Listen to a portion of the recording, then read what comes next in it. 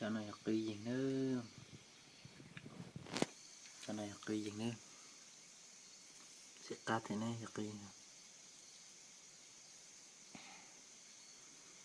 cái này quật cho này, cái này mỏ này, mùi giỏi mỏ gì, star gì nữa, tập bê tuần sẽ xí, mà mình gì này sai này, im mỏ gì tập bê tuần nó xí nữa,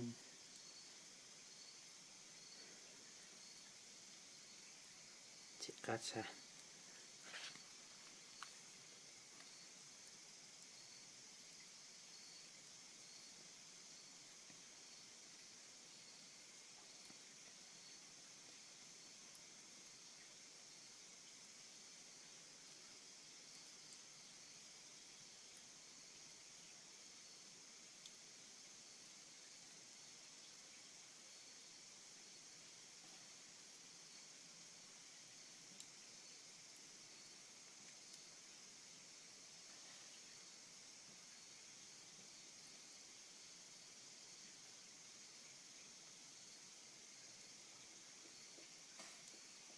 Bê tuần nó xí nữa,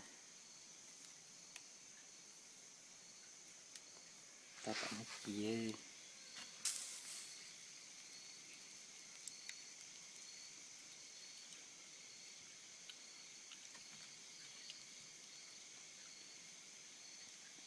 Bê tuần dễ nó xí nữa, im mỏ chè chỉ mua đi chè, tập bê tuần nó xí nữa. Thì giờ cười gì nó xin đi, giờ cười gì này luôn không mua lại, cho nó chèn, thằng bỏ tay nhọc không mạnh lò nữa, tập bê tụi nó xin, chỉ cắt cái nữa, chỉ cắt gì, chỉ cho quật cho nó lên,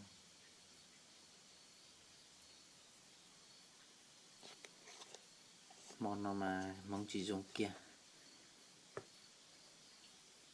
cô tụi vậy gì à, nếu đẩy ra thì tờ thế,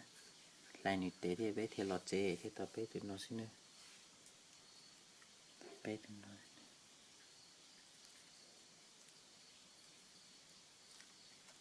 Bê tụi dân chỉ cá nó này.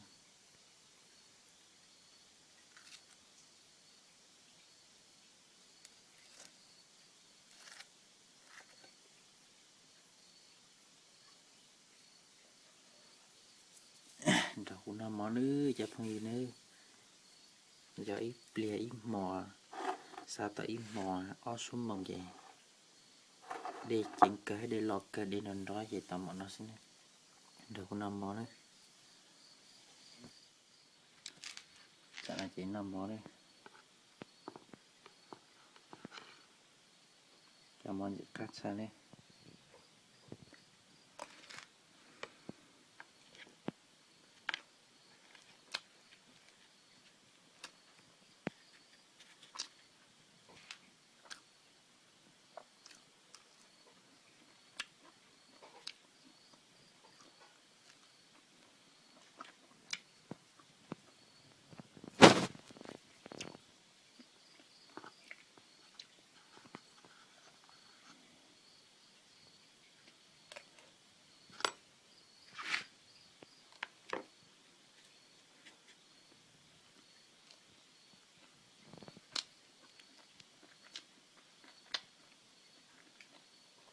Cho chọc của nó có cắt kiểu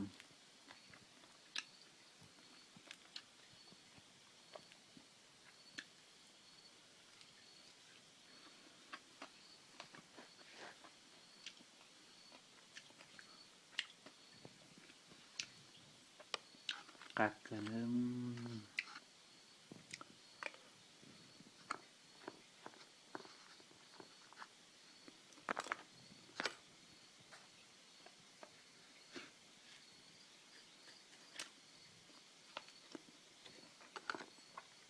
nó cái gì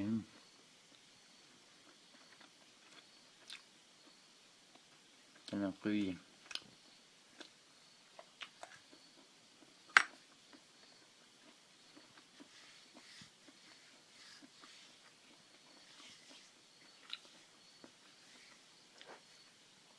biết mong sợ tỏi nhẹ gì lạ nơi nó xin đây.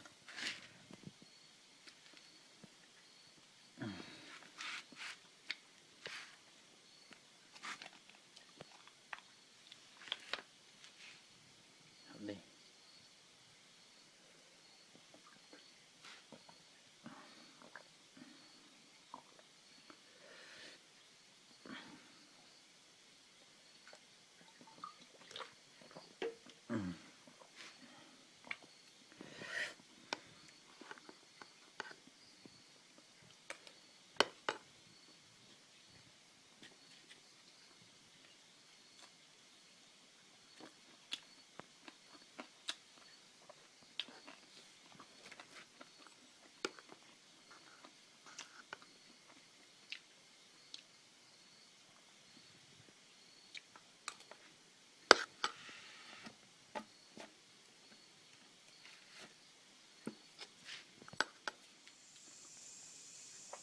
nó giúp ta nó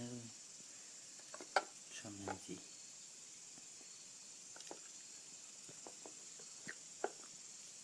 chả có gì nữa mới cho mình phải chia xin này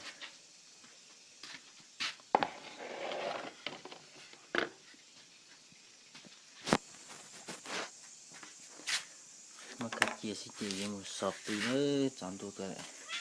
dùng một cậu tình nữa để chặt lại đi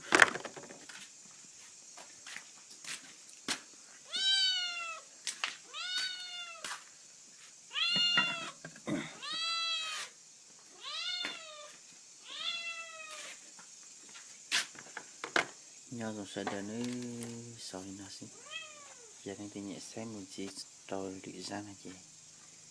thọc bán nhà đăng ký bấm nút chua rồi khi bỏ lưỡi ra video trên nữa cho không vừa ta sẽ ra cú here sai cú là cho ta nó nữa và cho sợ đời mà nhau xuống đây xin gì được